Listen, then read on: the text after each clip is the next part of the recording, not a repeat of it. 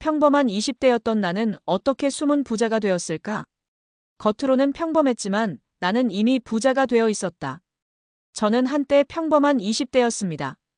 특별한 재능도 없었고 부모님이 부자인 것도 아니었고 남들처럼 월급 받으며 사는 게 당연하다고 생각했습니다.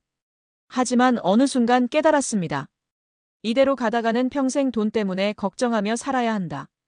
그래서 저는 부자가 되기로 결심했습니다. 하지만 겉으로 티나는 부자가 아닌 조용히 부를 쌓아가는 숨은 부자가 되기로 했습니다. 숨은 부자란 비싼 차를 타지도 않고 겉으로는 검소해 보이지만 실제로는 자산을 꾸준히 불려가며 경제적 자유를 얻은 사람들.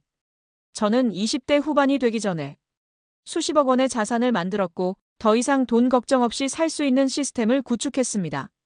오늘은 제가 어떻게 숨은 부자가 되었는지, 그리고 여러분도 같은 길을 갈 수 있는 방법을 알려드리겠습니다. 1. 돈을 쓰지 않고 돈이 일하게 하는 습관을 만들었다.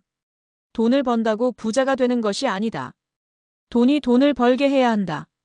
대부분의 사람들은 돈을 벌면 소비부터 합니다. 월급을 받으면 새로운 옷과 전자기기를 사고 좋은 차를 사며 친구들과 여행을 가는데 돈을 씁니다. 하지만 저는 달랐습니다. 벌어들인 돈을 절대 쓰지 않고 돈이 더 많은 돈을 벌게 만들었습니다. 고정 소비를 극단적으로 줄여 부자가 된 A씨.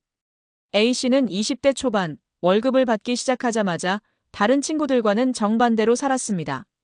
옷은 23년 동안 같은 스타일을 입었고 비싼 차 대신 중고차를 타고 다녔으며 월급의 70% 이상을 투자에 사용했습니다.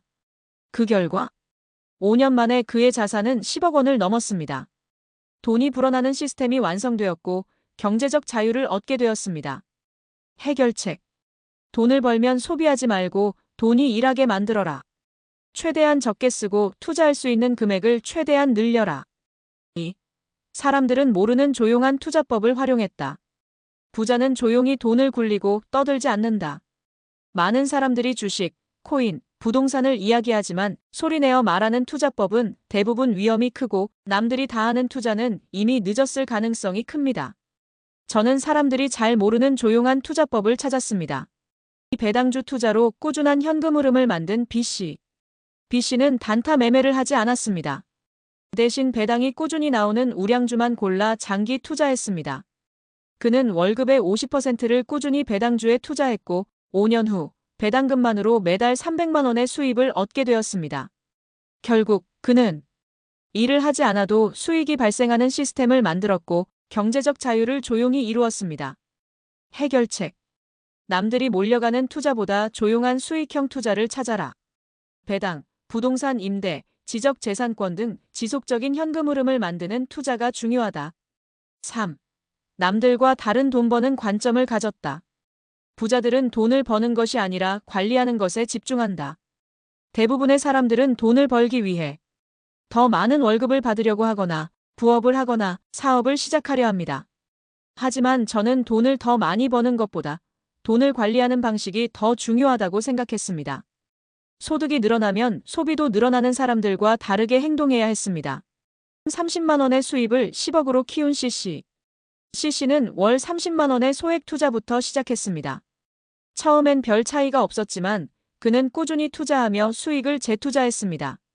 몇 년 후 그의 투자 원금은 1억 원을 넘었고 10년이 지나자 그의 자산은 10억 원을 돌파했습니다. 그가 했던 것은 단순했습니다. 월급이 아니라 돈이 돈을 벌게 만드는 자본주의 게임을 이해한 것뿐이었습니다. 해결책.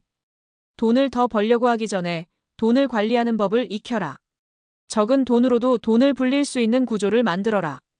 결론. 숨은 부자가 되는 3가지 원칙. 1. 돈을 쓰지 않고 돈이 일하게 하는 습관을 만들었다. 2. 조용하지만 강력한 투자법을 활용했다. 3. 돈을 관리하는 방식을 바꿨다. 이제 질문입니다. 여러분은 돈을 벌려고 하시나요? 아니면 돈이 일하게 하고 있나요? 숨은 부자가 되고 싶다면 지금부터 이 3가지를 실천해 보세요.